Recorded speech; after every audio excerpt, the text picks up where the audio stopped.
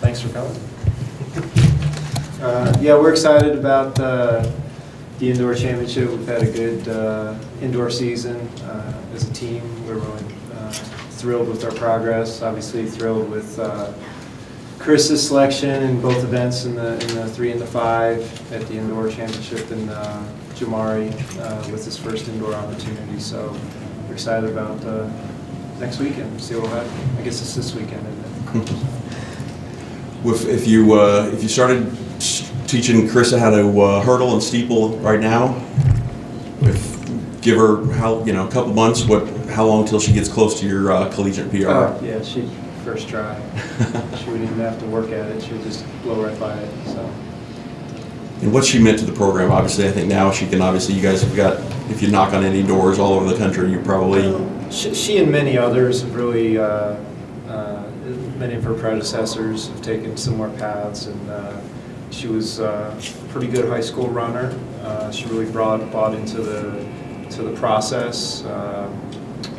Like I've said before, her and Coach Burns have really developed a consummate coach-athlete relationship in terms of process orientation and sticking with the program, believing in the program, communication, and just keeping it fun. Like we do track because it's fun. This isn't life or death, and she's got great perspective on what she does, and having her visibility nationally, going to New York City, across the country, people taking notice of our brand now is so she's done a lot. It's really immeasurable, honestly. So when she breaks records and competing with professionals, does she do anything that surprises you anymore, or is it all just Well, you never want, as a coach, you never want to take it just for granted, like that's just Carissa. More often it's actually the opposite, where you step back and you wonder how many people are on the planet that it can actually do that workout or do what she just did. And obviously, when you watch her set a collegiate record, no other female collegian's ever done that. It's remarkable.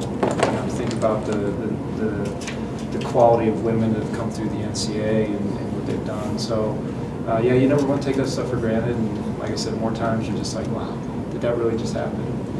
So. What do you see from Jamari at SEC championships? Well, it's the same expectation as we have for Carissa. Number one, we're going to go have fun. We're here to celebrate great sport. It'll be a great challenge. Our goal is always to compete against the best at their best, and certainly this provides the opportunity. Unlike many sports, top 16 in their event, showing up in one place, and let's go. And so let's enjoy the moment.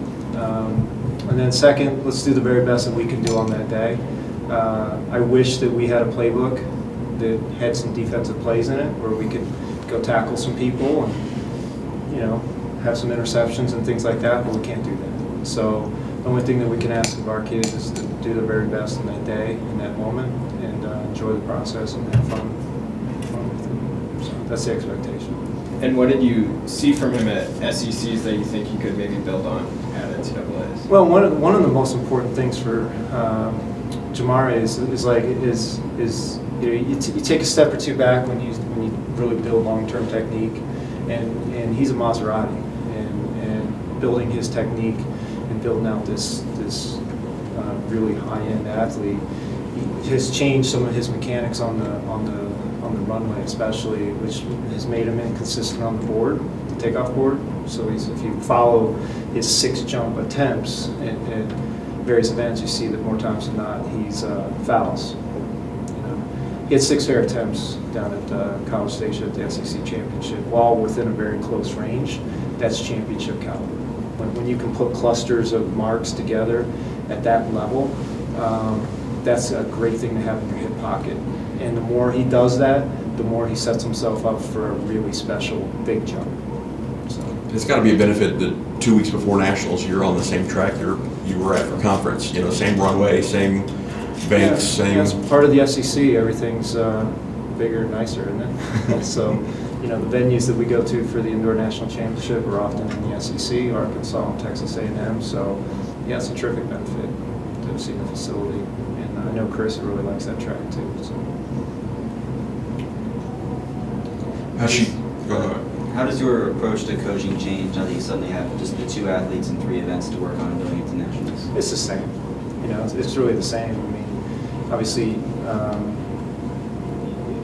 whether it's 100 athletes lining up at a track meet or 1 or 2, and we could be at the Olympic final, and the approach is still going to be the same, with the same expectations. You know, so the expectations for every athlete in our program getting into it as they enter a competition, your very best on that day, and let's enjoy the process and have fun doing it.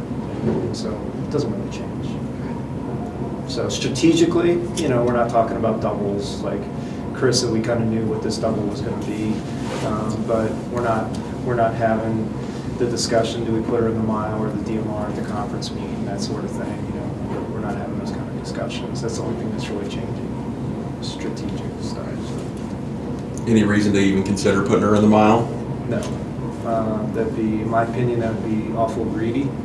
Do I think she's capable? Of course. But my experience tells me that when you compete at that level and you have that engine revved up, running that hot, it's like anything else. I think it's awful risky, and it'd be awful greedy for Missouri to do something like that. Awful risky to put her in an injury type situation that would be a setup down the road, in my opinion. So the 3.5 will be challenging enough, and there's great competitors in both events, and I know she's going to give everything she has, and that's why we're being. We know that she's got that great mile time, but our priority for her is to have fun, get through the meet healthy, and set up her future. With someone like Edna Kurgat from New Mexico, do you kind of foresee it taking an NCAA record to win that 5K? Could very well, you know, but championships aren't predictable.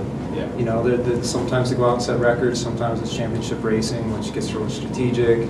It could be that, you know, I don't think there's a lot of I don't think there's a lot of people in the 5 coming back for a 3 or running a double, but I would bet that there's a lot of people that don't want it to go fast because they know they just can't hang on. So I would suspect that there's going to be some people go out and try to check it up quick and see what Carissa and Edna do.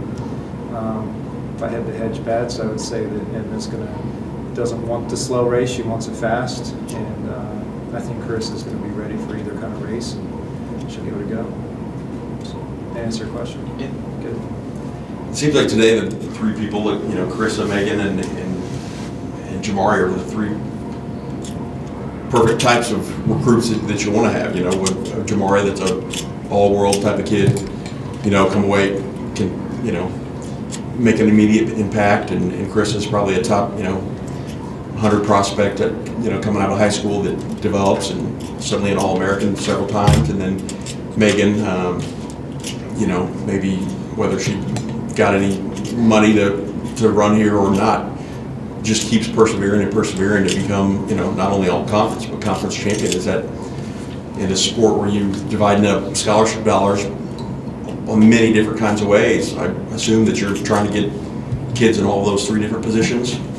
Well, yeah, that's always the challenge. The SEC makes that endeavor a little bit challenging. Just the level, the caliber of athlete. You know, the whole Big 8, Big 12 days. One, partly you didn't have that many schools playing hard and track. You know, you weren't lining up 14 schools right. With the kind of funding that they have in the history of track and field. So the depth through scoring positions, of 8 scoring positions, is the quality just. It's quite remarkable. It's quite remarkable that you can make the field of 16 at the NCAA championship, but you can't score in the conference meet. And we have 3 or 4 events like that, and so it's made the walk-on challenge a little more demanding. But to see somebody like Megan and her journey is just absolutely remarkable. I told the team last night that, you know, Coach Burns and Coach Smith and I did stand in that hospital room that night, or a couple nights after the accident. She's got bolts in her head. And, you know, you're not walking out of there thinking she's going to do that. The only thing you're thinking is, I hope this kid can lead a normal life. Not in a million years would I ever thought that I'd watch her win an SEC championship last year. It's just a remarkable story that I think needs to be told a lot. Just perseverance, courage, determination. Gosh, you know, you just wish you could bottle feed that to everybody. Yeah. You know, how good would our world be if everybody had that same approach to life? You know, just the willingness to overcome. So.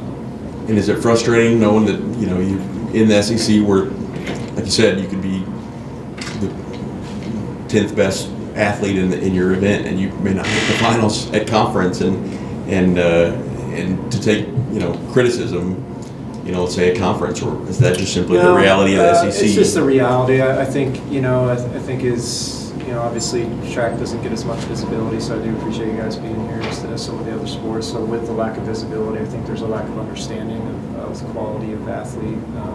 You look at some of the statistics that Tom Lewis puts out from the Coaches Association, you can get a real handle on the depth of the league. But if you're a competitor, you want to play against the best, at their best. And I'd rather be, you know, the worst and the best situation, you know, the best league, than be the best in maybe the worst league. You know, that's just me, though. I like to compete. I like to play the game. You know, and if I'm at a championship and I know there's a parallel championship and that other championship's better, I'm kind of distracted because I'm in the wrong championship. You know, so I love the SEC. I think it's fantastic. I'll take the criticism all day. Last two for Coach. So obviously it varies per athlete and who you're talking to try and inspire them to do something. But what's the general message that you give to so many talented athletes to try and draw the best? Because ultimately they're the ones running. What can you say to athletes? Well, it's a great observation. So, you know, we revisited this last night actually in our team meeting. That you know, our objective is to be the very best that we can be, and everybody needs to take a hard look in the mirror and ask those hard questions. And, you know, are we doing everything that we need to be the very best that we can be? And we're never asking an athlete, because again, get back, you can't play defense in track. You know, so I can't control what you guys are going to do. The only thing I can control is me.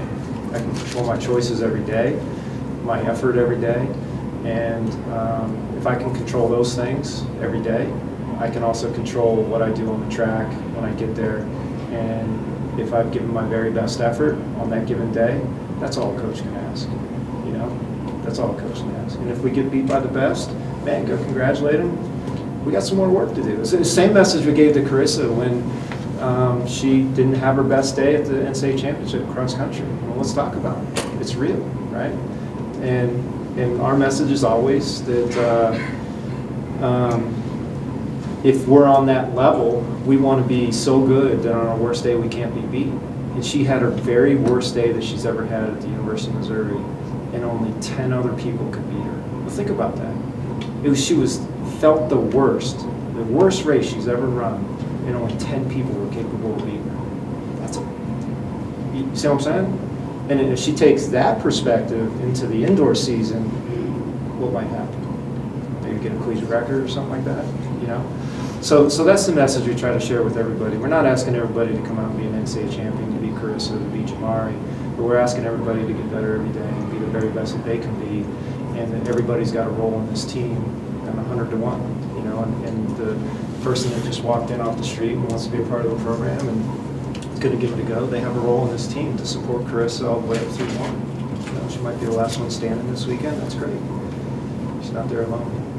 So cool. Jamari said one of his biggest obstacles is listening to what he thinks versus what his coaches are saying. Have you observed that in them too?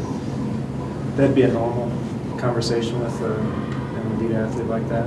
You know, I think with not hearing him talk about it is what he thinks and feels is different than what the coach is telling him. And for an athlete, they're often intuitive and kinesthetically just brilliant. And so they can feel things a little bit differently. The coach is more of the scientist that sees the mechanical stuff and the forces being generated. And so it's trying to find where the science tells you need to be and help the athlete feel where they need to be.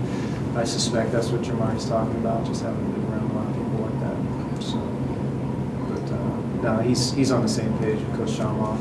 Coach Schamoff really knows his X's and O's. For us, his physiology, biomechanics, all the sciences and stuff like that. And it's just Jamari is continuing to evolve into the proper mechanics that ultimately is going to allow him to do some really special things. And so it takes a lot of courage as an athlete to be able to